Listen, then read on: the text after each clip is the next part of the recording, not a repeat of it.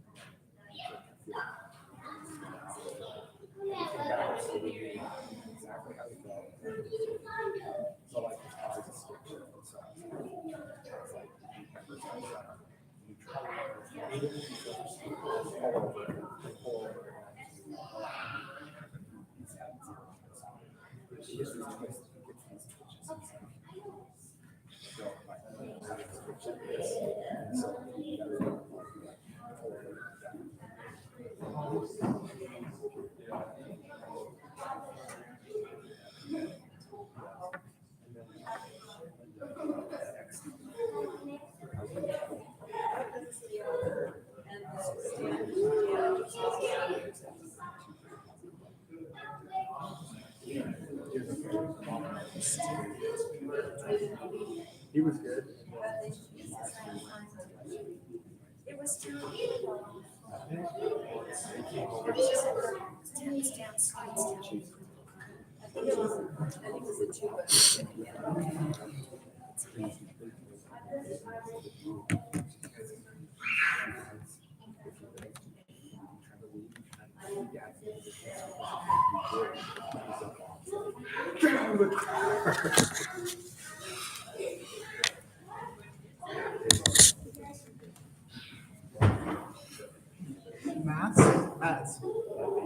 Madeline, or Amy. You can get.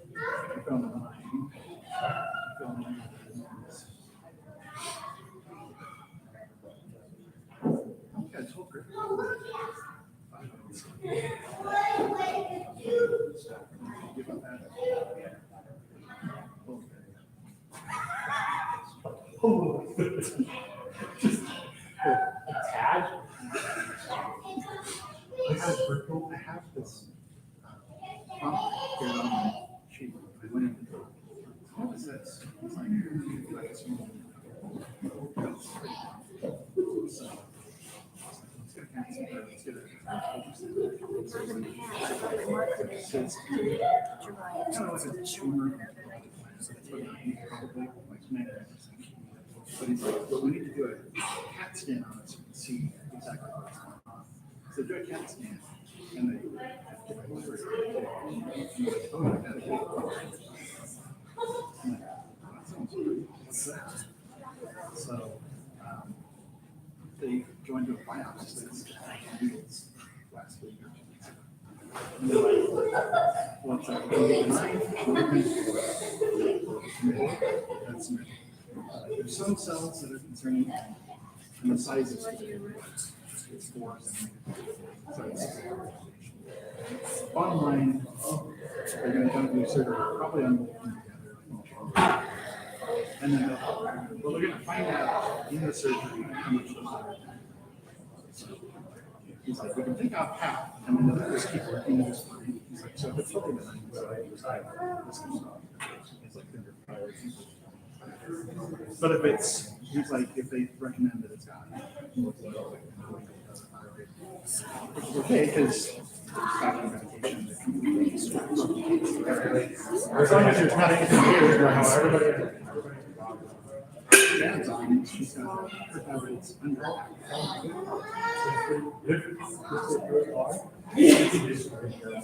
Yeah, so this one, he's like, so she can't speak to Caroline. It's like, I know this is on your vocal cords, so. Yeah, so I could be like. Right, most likely, right, you're not about it. Yeah, they're not. Sounds like it's sending the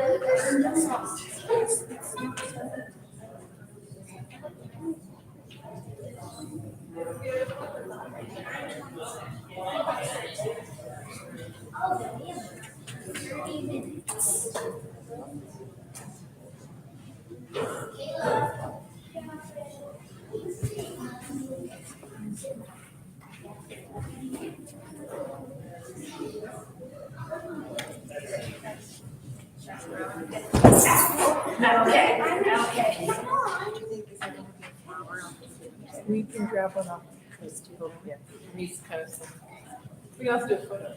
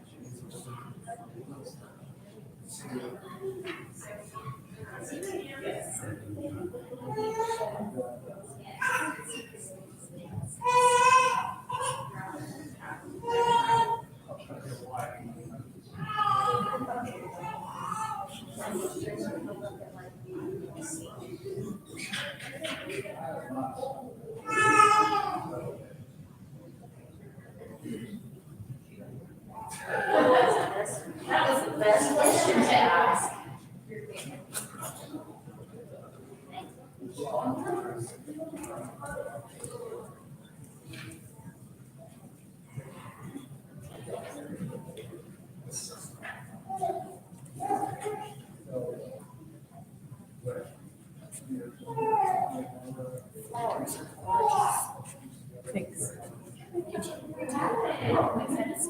No, that's from John. Oh, I just I'm happy to see you.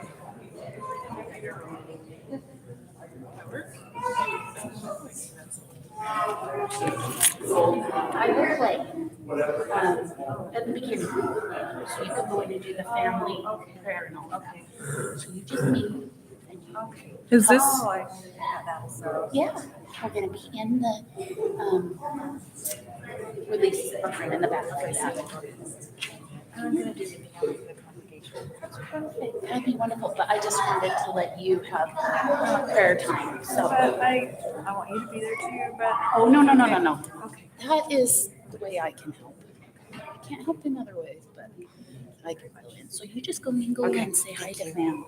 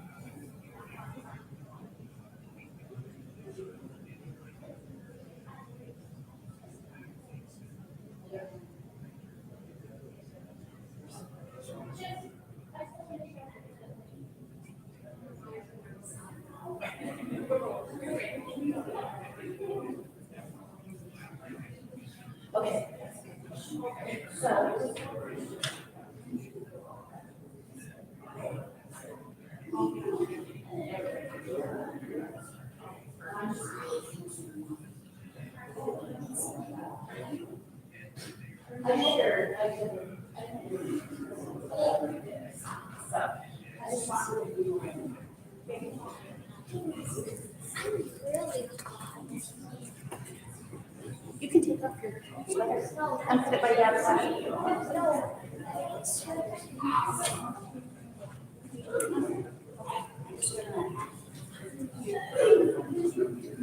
I texted you, I had to drive up to Diana's to get the keys to everything you left, but Diane's in the house, she said everything's taken out.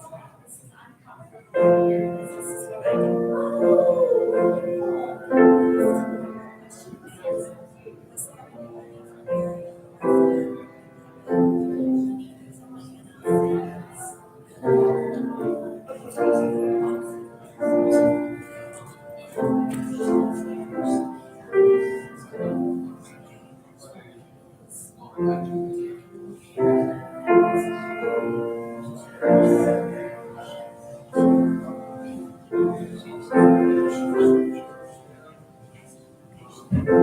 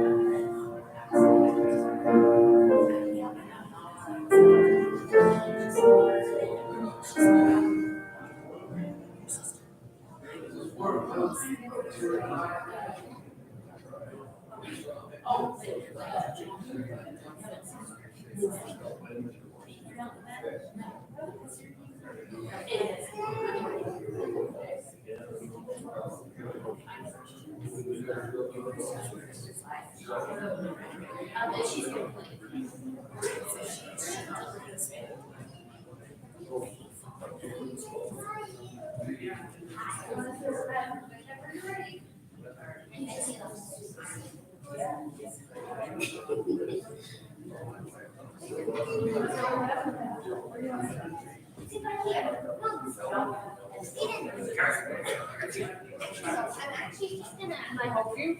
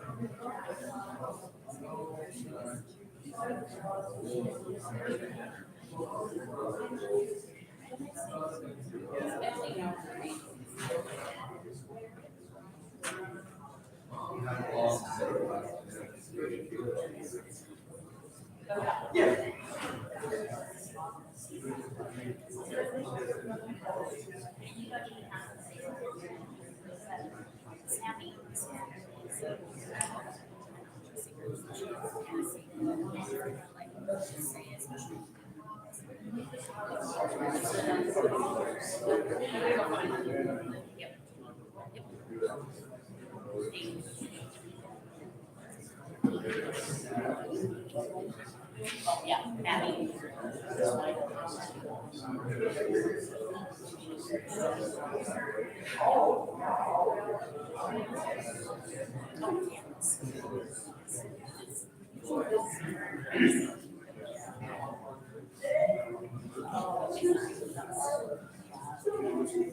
Yep, you got it. Do I sit up? You know, like the countries.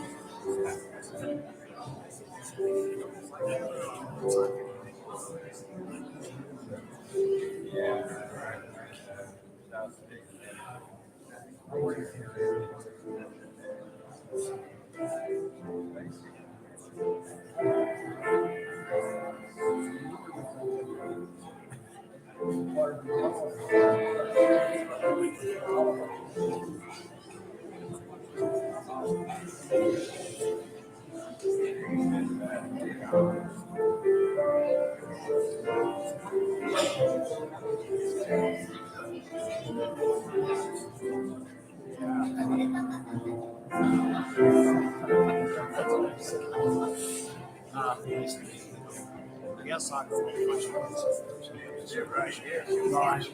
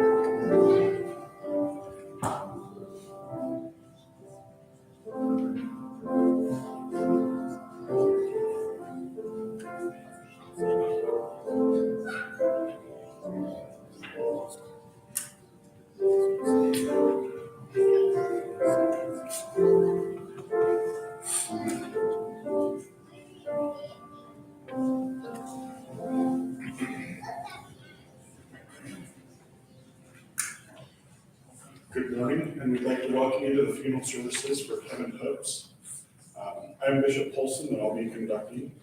We will begin with hymn, to sing hymn number 70, Sing Praises to Him, and then we'll have an invocation by Madeline Hooks.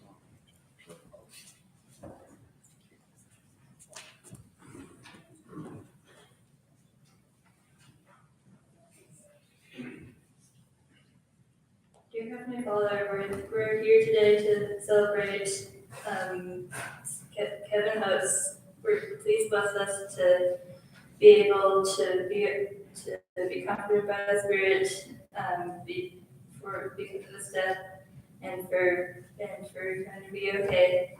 And we're very thankful for the final salvation, and that we're going to be able to be back with him. And in the name of Jesus Christ, amen.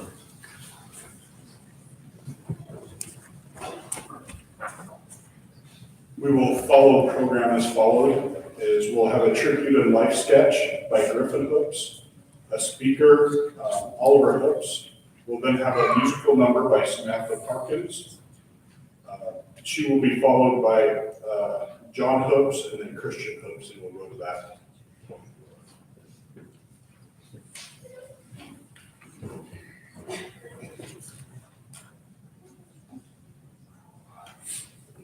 Hi, everyone. Thanks for coming. My name is Chris. I'm Kevin's youngest son, and I'm here today to share my dad's life sketch. So I come about halfway through the story, so you'll have to forgive me for some of the earlier details of his life. Kevin was born November 2nd, 1950 in Afton, Wyoming, to Darrell Hoops and Barbara Ames. He was the second of 8 kids: John, Corey, Jeremy, Luana, Heidi, Kristen, and Shannon. He lost his younger brother Corey to an accident in 1965, and he carried that loss with him through his life. He lived and worked on the family farm. He would share childhood memories with us of milking the cows, doing chores.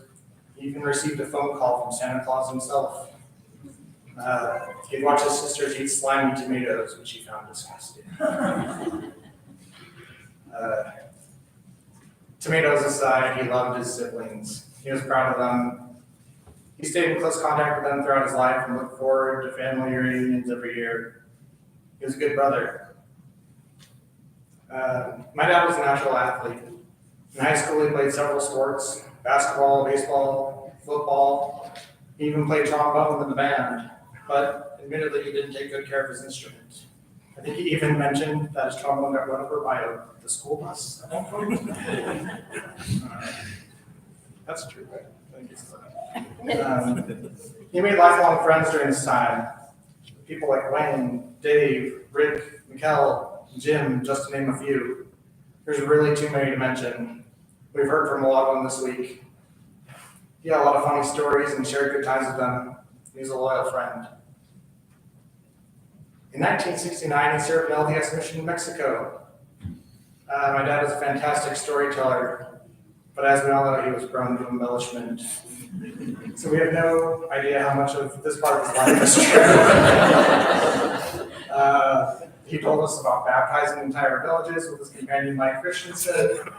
He got to ride on horseback, carry a rifle for protection. He said they'd cross over the border to play in basketball tournaments in El Paso. And at one point, he said he even opened a tortilla stand for business. So, he worked hard. He was a faithful man. After his mission, he spent some time in college. He went to Rick's College in Idaho and attended BYU. He sang in a barbershop quartet and had a beautiful voice, like a lot of his siblings. He talked about how he'd carry his guitar around the campus and sing songs to any girl who would listen. He met Deidre Noble at BYU and they were married to Manta in 1973.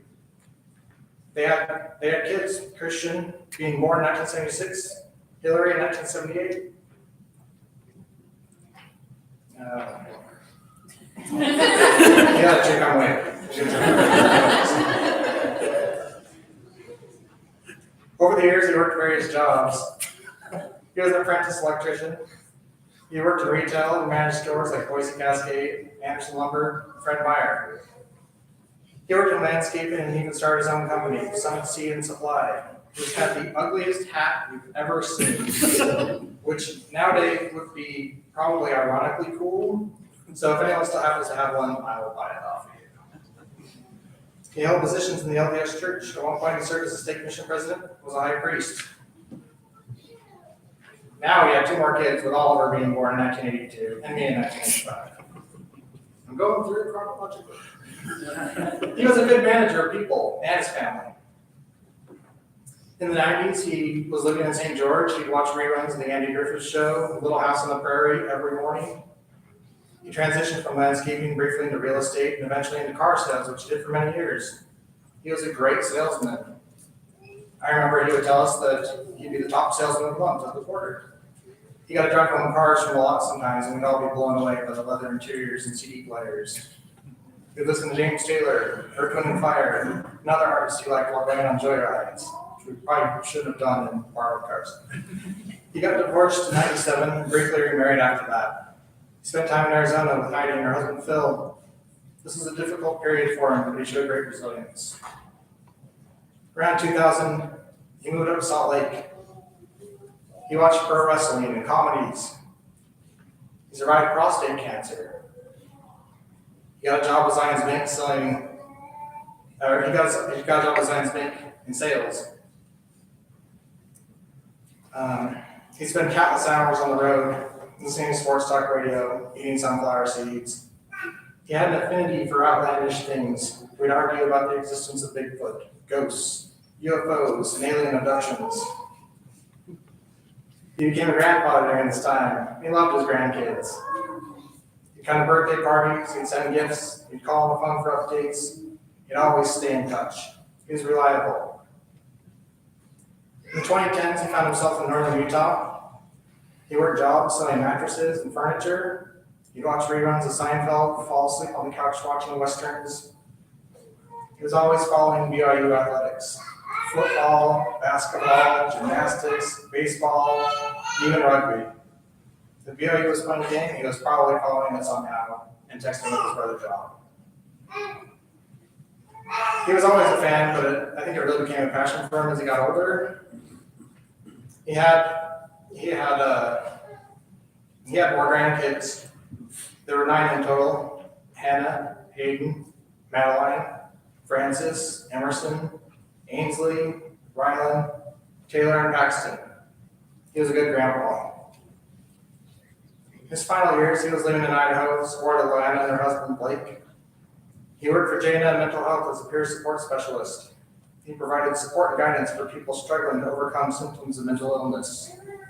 He enjoyed his job and performed his work with compassion, integrity, and expertise, regardless of how he felt. He passed away in his sleep on November 26, 2022 in Pocatello, Idaho. In closing, simply put, he was a good man. A lot of you helped him along the way, so thank you for that. I'll leave you with this thought. In the words of the famous pro wrestling proverb, hard work pays off. Dreams do come true. Bad times don't last, but good guys do.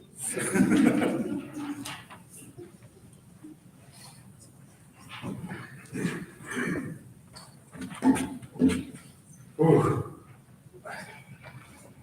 There's at least 150 people here. Just to be sure. So my brother made it clear that I was supposed to talk about church today, and I'm just going to be clear that I am not going to be talking about church today, but he does get credit for trying.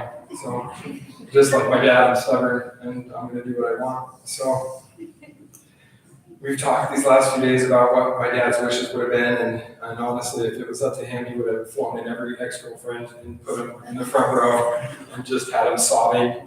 He would have had James Taylor do a musical number. He would have had the BYU football team carry out his coffin and President Trump dedicate the grave, probably. So, but if he had a choice to pay for all of that or to just buy all his grandkids presents on Amazon, he would have chosen Amazon every single day. So in the last week, I've learned so much about my dad. As I'm actually wearing his Christmas sweater that he gave me 20 years ago that my family also was very opposed to me wearing. I don't think they knew that my son was going to wear the Griswold sweater that he gave me too, but he did. My dad loved Christmas, and he knew exactly how to make people happy. He would compliment my sister on her dress shoe combo because he knew that meant a lot to her, and he'd tell my wife how good of a mother she was every day, that she was a wonderful mother. And for all I knew, he hated BYU, but John loved it, and so he might as well loved it too. But that last one's a lie. We know he loved BYU, but he was really good at that. So there's about half a dozen people in my life that I call uncle that I have zero relationship to the point where I tell stories about Uncle Mike or somebody, and my wife will say, "Wait, is this a real uncle or is this one of those fake ones?" And they were all real uncles to me, but one of those fake uncles I had was Jim McKim. In middle school, I went and lived with him, and I was thinking about that, and my dad had been a pretty incredible guy. That this guy he was friends with in high school said, "Come on over, come stay with me," raised me like I was a kid, and not only that is not that many people would have done that for a middle school kid, let alone a middle school kid who was me. But Jim told me some stories about my dad that were so funny. He talked about how they'd go on dates every weekend, and Jim lived on one end of the valley and my dad lived on the other, so they would drive back and forth. He'd drive and go pick up my dad, and then they'd drive back to the other end and pick up my dad's date, and then they'd drive back to the other end and pick up Jim's date, and they drove 100 miles and they went nowhere, and every weekend. And my dad, they even had this ritual at one point where they'd go to a cemetery and get a headstone of some sort that was broken off, put it in the trunk of the car, go on the date for the night, and get home, or then go back and put the gravestone back. And Jim said, saying this out loud now, it sounds pretty crazy and terrible, but at the time, it was a fantastic idea. And that pretty much summed up most of my experiences as a child in my teenage years. Most of the things I did were pretty dumb and terrible, but at the time, they were fantastic ideas. He talked about how there was this huge buck and all his friends were there looking at this buck, and my dad said, "I'm going to lasso that guy." And so we got his lasso out and went to go lasso this giant buck, and luckily he missed, and Jim said, "It's a good thing because that buck probably would have killed all of us." He said that they used to drive his car and hit hay bales at 60 miles an hour and launch the car, and I just thought, I can't believe that. Like, who thought of that at first? Like, who was like, let's do this? And they said that they felt terrible. They felt so bad for the farmer because the farmer had to clean it up. It didn't stop him from doing it, but he did have a conscience and did feel sorry for him at the time. And Jim said that they went out one day and was playing with his gun. He had this big 36 gun, and they were doing all sorts of things they shouldn't have done. But it was empty, it was unloaded and stuff, so it didn't matter. And they were messing around, and they got home back to my dad's place about 2 a.m.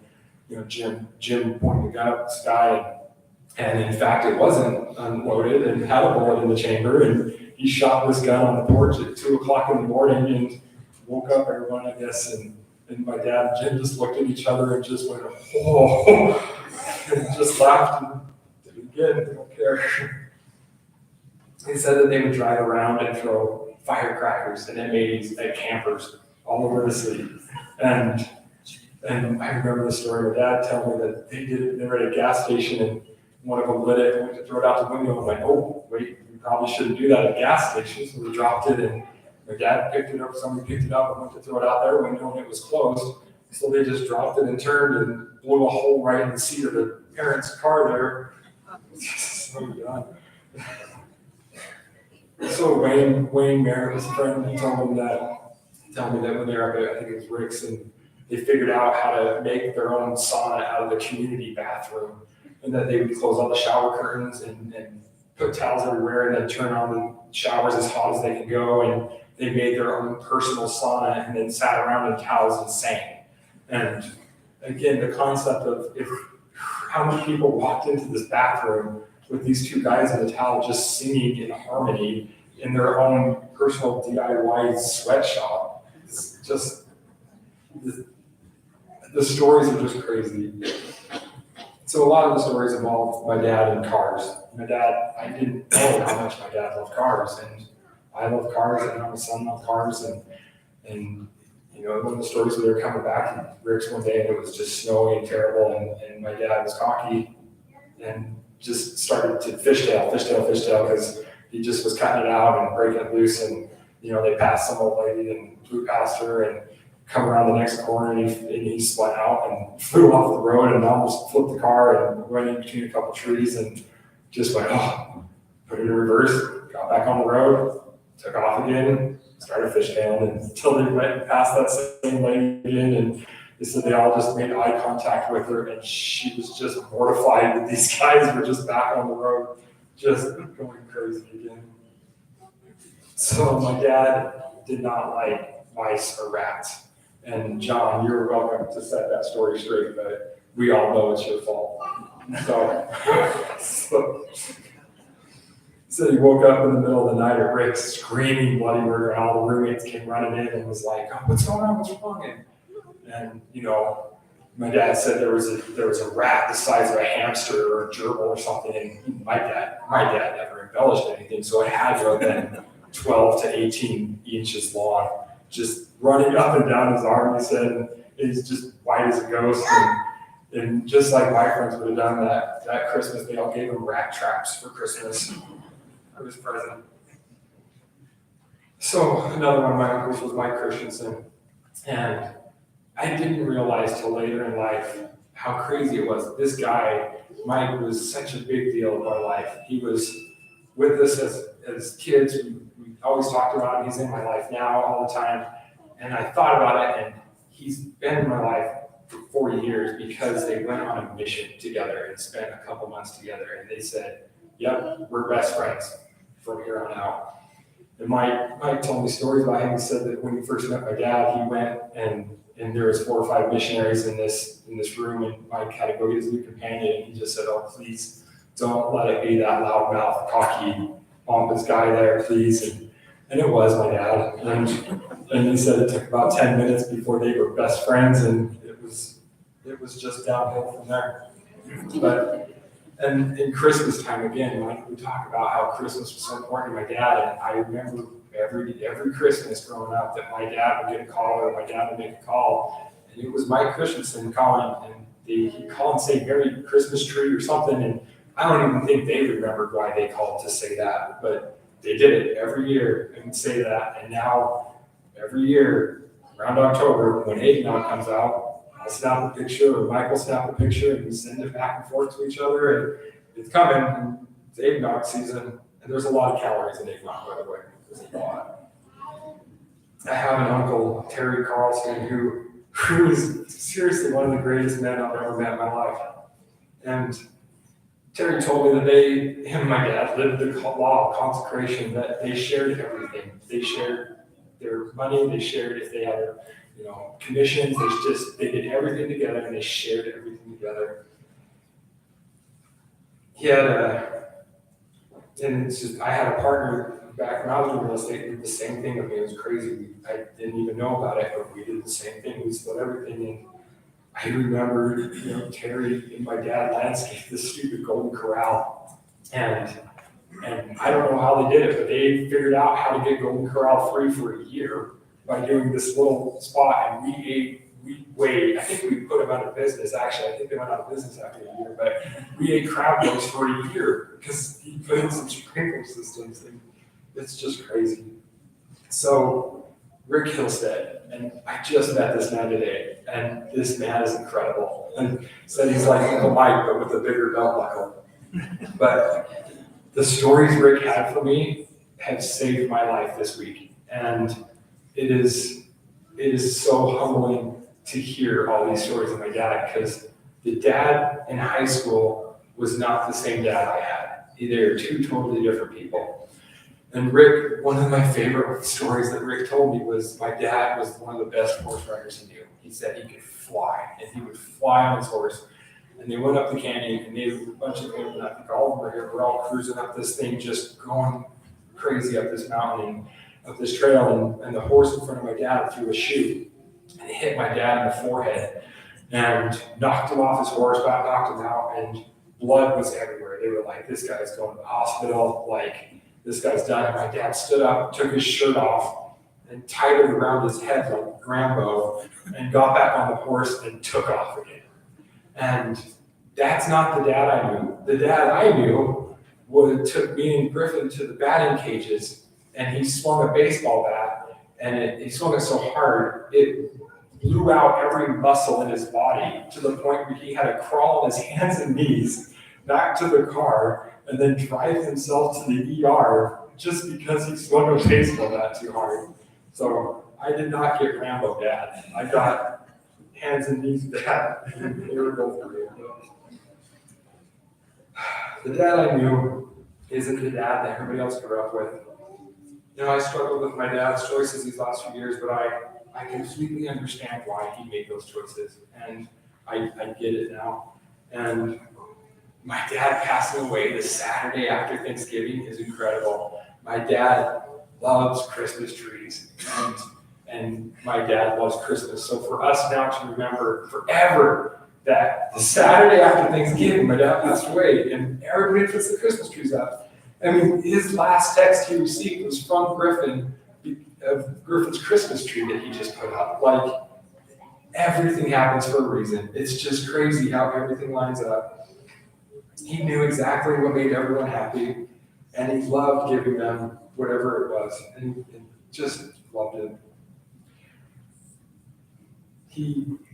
He did give a lot of gifts, and a lot of them were really terrible. And some of my favorite terrible gift was the one he gave Hillary of these stupid chimes that chimed hello goodbye by the Beatles or something. And he wanted her to put it by the door, and every time somebody left or came in, he thought that she would go and play these chimes, and it was just a really bad idea.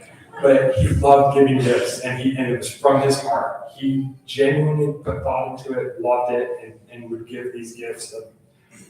Most of the time were rough, but it made us laugh, and it still does. So I know I said I wasn't going to talk about church, but I do like my dad maybe a little bit. But the other thing that brought me peace this week was my brother telling me about these hospice nurses, and a lot of them are atheists, and a lot of them, and I have a lot of friends in pharmacy and healthcare and stuff, and they've told me the same kind of stories that these people before they pass, whether it's a day, a week, or a month before they pass, they start seeing their family members, and they start seeing, they'll say, "Mom's coming to come pick me up tomorrow morning," or, "Can you see my husband sitting right there? He's sitting right there." And they'll say, "No, I can't see him, but you can go be with them. It's okay." And they're like, "You sure?" And they're like, "Yeah, you can." And it's a crazy number. It's like 80-90% of people either have a dream of their family members coming to get them, or somebody coming and saying, "Hey, I'm coming with you on this journey, so it's going to be okay. Everything's going to be fine." And I know my dad got picked up, and I know he ran. He didn't just get up and float away. He ran as fast as he could. Jim told me that one of my dad's biggest trials in life was his body, and it really beat him up, and it was hard on him. And so I look at my dad cremated, and I think he would want nothing more but for us to burn that body and never see it again, because he does not want it back. It is done. He got up and he ran as fast as he could and said, "Goodbye, you can have that, it's good." It is hard. Whew. And I am going to miss my dad.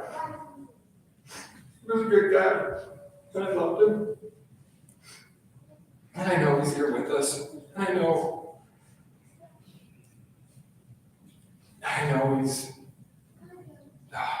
he's so glad to be done. He's so glad to be done with this.